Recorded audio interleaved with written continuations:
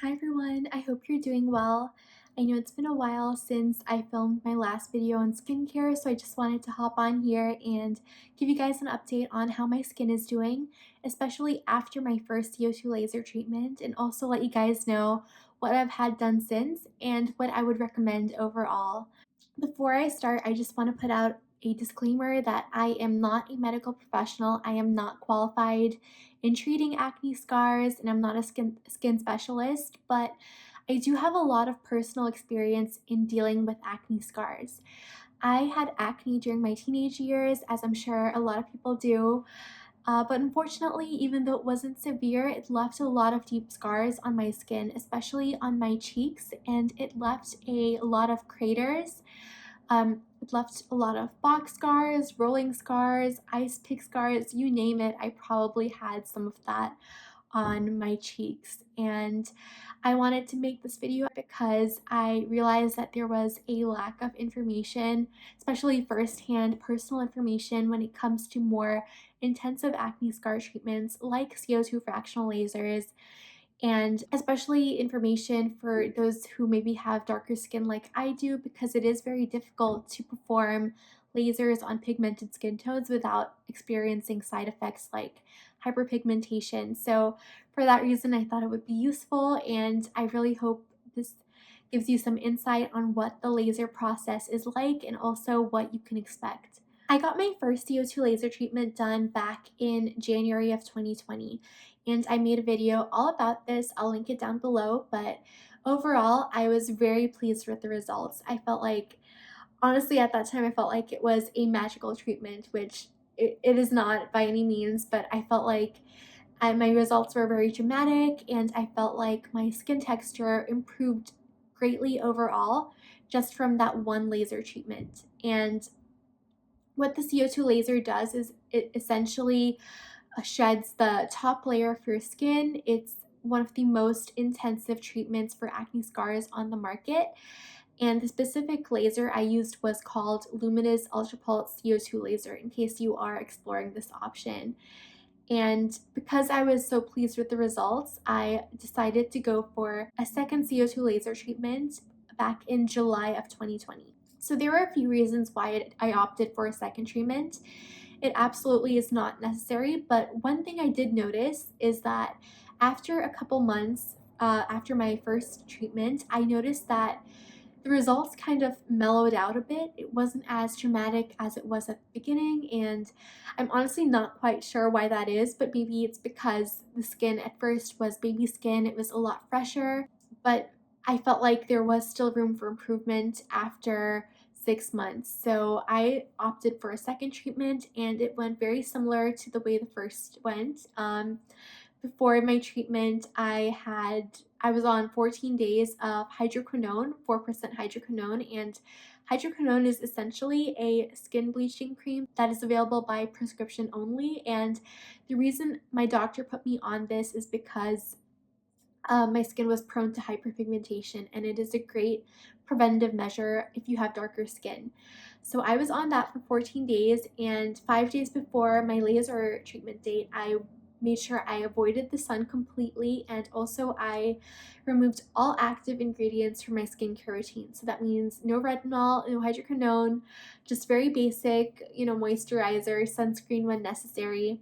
Those were the precautions that my doctor recommended beforehand, and during the treatment, numbing cream was applied 45 minutes before the lasers were fired, and also there was someone to help alleviate the pain by blowing some cold air on my skin. And I know I talked about this before, but this treatment is quite painful, and I feel like a lot of people don't mention this, but it feels like your skin is essentially on fire, and you can smell your like fried skin as well. So it's a bit unpleasant, but well worth it afterwards. And this pain will last for about 30 minutes to an hour post treatment as well. The burning sensation will be a lot less, but it will continue for a bit.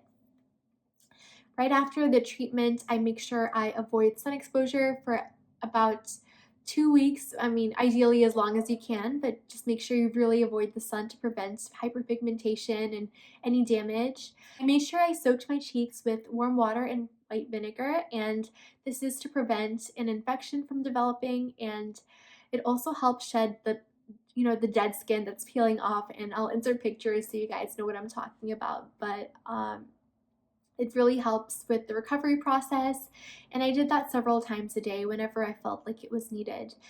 And the only thing I was really applying on my cheeks at that point, because it was so sensitive, was Zoe Skin Health's hydrating cream, and it's basically a really rich cream that is perfect for sensitive skin.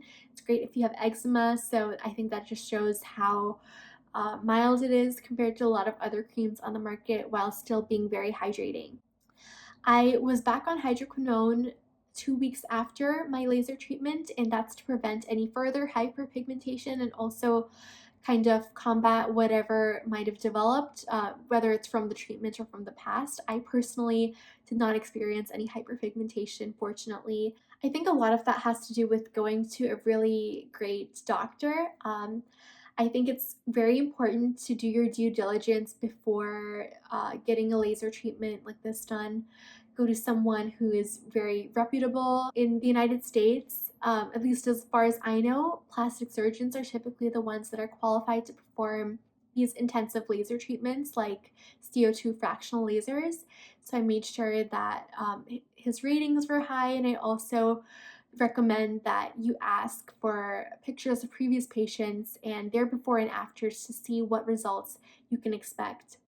I do think multiple treatments are a great option if you felt like your skin did really well after your first CO2 laser treatment. But before you go to anything more intensive like this, I do think it's a great idea to start with something a bit less invasive like tretinoin. Tretinoin is great at improving overall skin texture, and also maybe trying microneedling. I know, it personally did not work well for me, but I definitely know a lot of people who have had great results from it, and I think it's worth giving it a shot before going towards something a lot more aggressive. Another thing I think is really important to keep in mind is that no one has perfect skin. Even the celebrities and influencers you see online, no one has perfect skin, and I think it's really important to have that expectation set in the beginning.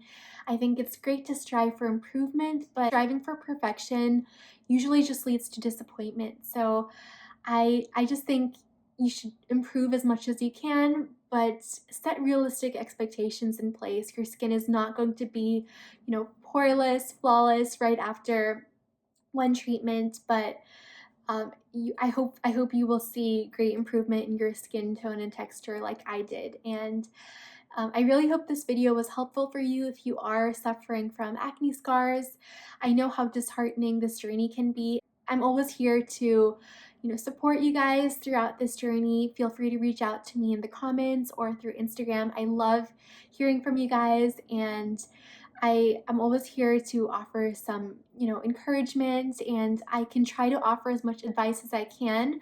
But again, I am not a doctor, so I can't, like prescribe anything to you or anything like that. But I can be a source of emotional support during this difficult time that can often be like, a huge damper to our confidence. So um, thank you so much for watching. I hope this was helpful, and see you guys next time.